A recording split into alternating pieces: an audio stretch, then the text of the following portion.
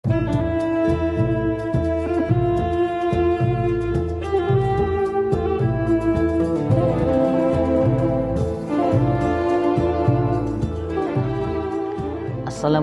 warahmatullahi wabarakatuh. Alhamdulillahirabbil alamin wassalatu wassalamu alal mab'uuthi rahmatan lil alamin Sayyidina Muhammadin wa alihi wa ashabihi ajma'in. Pemirsa Nurul Wahid Channel yang dimuliakan Allah. Persiapan untuk meraih keberkahan di bulan Ramadan di antaranya adalah memperbanyak istighfar dan taubatan nasuha. Tapi ada yang tidak kalah pentingnya, yaitu saatnya kita memperbaiki hablum minan nas. Jangan sampai kita bertemu Ramadan sementara masih ada sekat-sekat hati antara kita dengan saudara kita sesama muslim, apalagi dengan saudara, kerabat dekat, keluarga, termasuk juga adalah dengan orang tua. Kenapa? Karena ketika kita masih punya masalah, ada kezaliman yang belum kita selesaikan dengan saudara kita, dengan kerabat kita, apalagi orang tua kita, itu akan menjadi satu ganjalan sehingga kita sulit mendapatkan kelezatan dalam setiap aktivitas ibadah kita. Kita tidak ingin Ramadan kita terasa hambar. Kita tidak ingin sholat-sholat malam kita hanya gerakan tanpa ada ruh yang bisa kita nikmati, tanpa ada air mata yang mengalir setiap malamnya. Dahulu ada seorang salafus soleh, seorang ulama tabi'in namanya Makhul, seorang ahlul qiyam, ahlus siyam, ulama.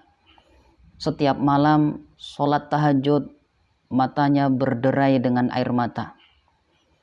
Namun suatu saat ketika Makhul melaksanakan sholat jamaah di masjid, ada salah satu jamaah yang beristighfar, menangis di tengah keramaian masjid. Di dalam hatinya Makhul membatin, wah, ini pasti tangisan pencitraan. Ini hanya taubat palsu. Kalau betul tangisannya karena Allah, kalau betul tobatnya tulus karena Allah, tentu bukan sekarang waktunya dia menangis. Dia akan mencari waktu sendirian di malam hari nanti. Ini hanya dibatin oleh Makhul dalam hatinya. Tidak dia ucapkan menjadi kata-kata. Tidak juga ditulis dalam status WA-nya. Tapi Masya Allah, apa efek dari yang dilakukan Makhul? Suara hati membatin, berburuk sangka dalam batinnya itu. Ketika malam hari datang, seperti biasa Makhul masih bisa bangun malam. Dia sholat tahajud seperti biasa. Akan tetapi ada yang berbeda. Ketika dia membaca ayat per ayat, sujud demi sujud dia lakukan, sholatnya terasa hambar. Tidak ada lagi air mata seperti malam-malam sebelumnya. Itu berlalu hampir 1 bulan. Masih bangun malam, masih tahajud, tapi tidak ada rasa manis, hilang kelezatan, tidak ada lagi air mata yang keluar setiap sholat-sholat malam yang panjang.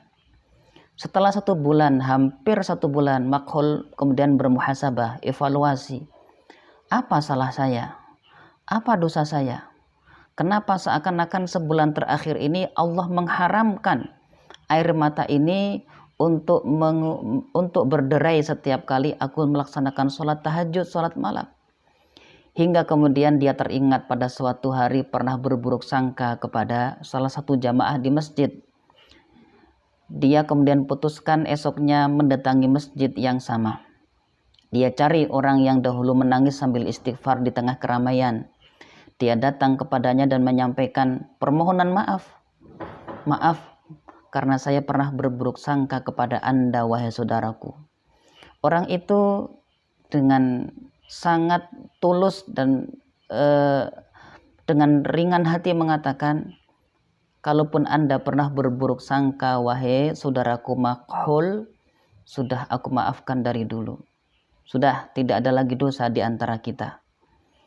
itu mulai keluar bulir-bulir air mata. Cuman Makhul belum menyadari bahwa air matanya sudah mulai menetes.